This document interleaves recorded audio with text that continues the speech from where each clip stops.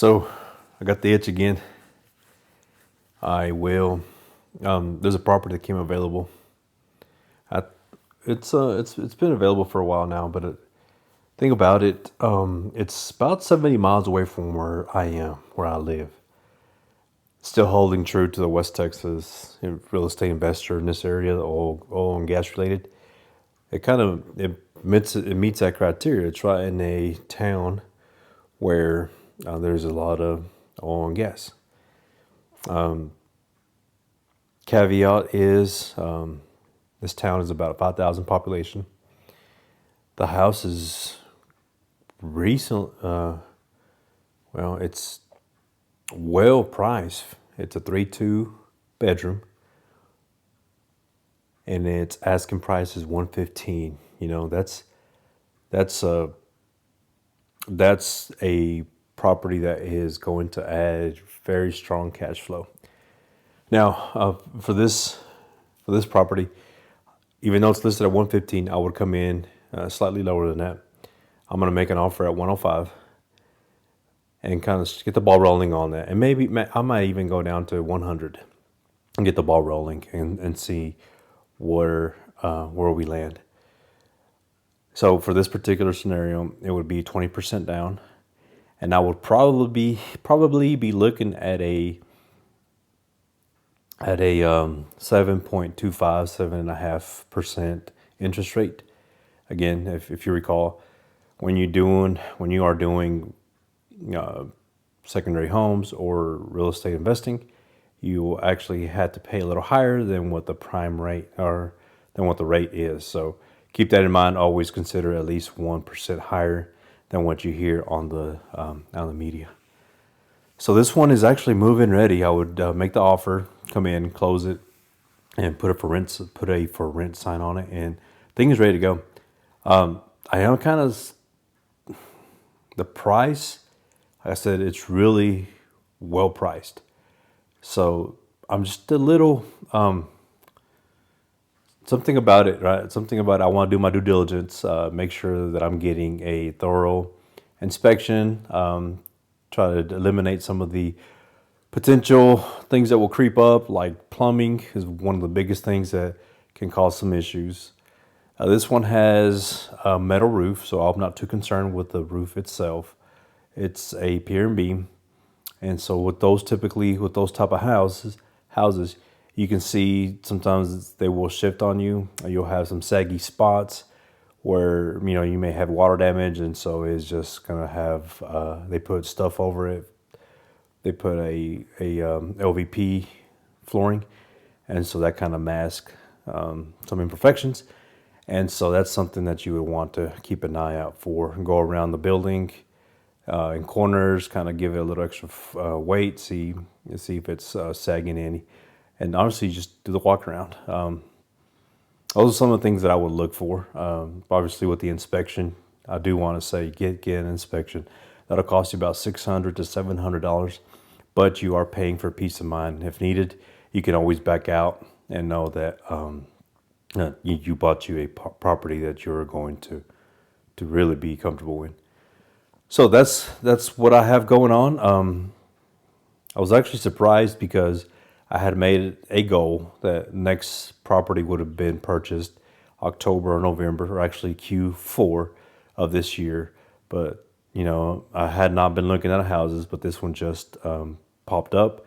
I liked it, and I think I'm going to go take a look at it and make an offer. So why have I been slow on acquiring or even looking at other properties? At the moment, I had 2 properties that were vacant. They were vacant for since March. So March, April, and May, and so now June. They finally moved in. This one in this month. The following will move in a couple of weeks. So finally got those leased out, and that was my priority to get those ready to go. Get those and move in ready.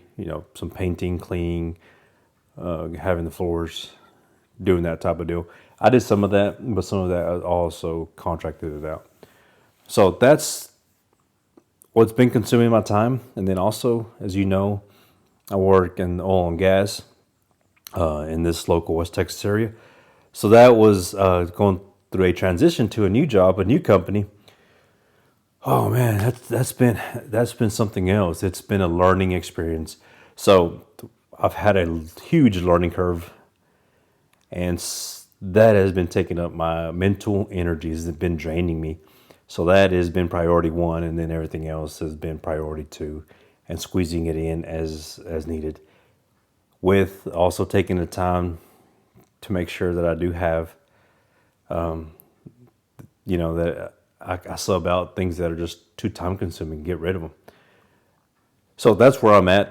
Again, my name is Joel. If we've not met, I am going to be bringing you real numbers, explaining to you, showing what makes sense, what does not make sense.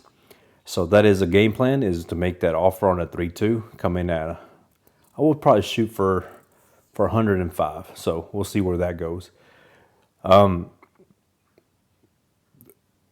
The market still continues to be, houses are sitting out there a little bit longer. So you're a buyer, you have that, that's to your advantage. Your sellers are more likely to negotiate. So that's something you need to want to keep in mind as you go into a property, go into a deal. See it as an asset and investment. Don't become enamored with it. If you lose out on it, it's perfectly okay.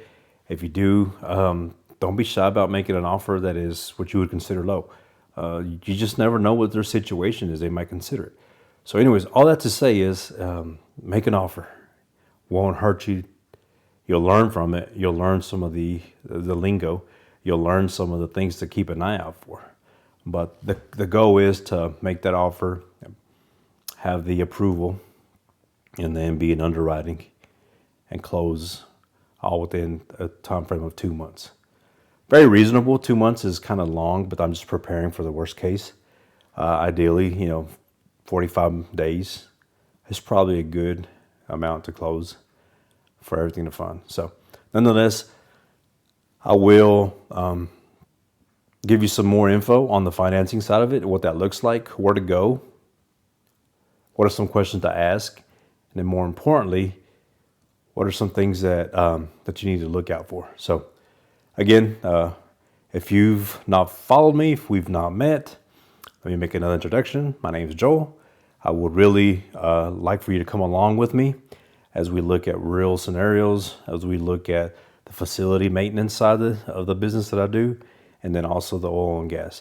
The oil and gas, I won't bore you with that, but that I use that to fund my other activities, which is the rentals, and then also to fund some of the tools that I purchase through the facilities, and some of the other expenditures that will pop up, like the vacancy that I've had for the last 3 months. So that is some of the things that I have going on. Again, I appreciate you listening and viewing, and we'll touch base on the next one. Talk to you soon.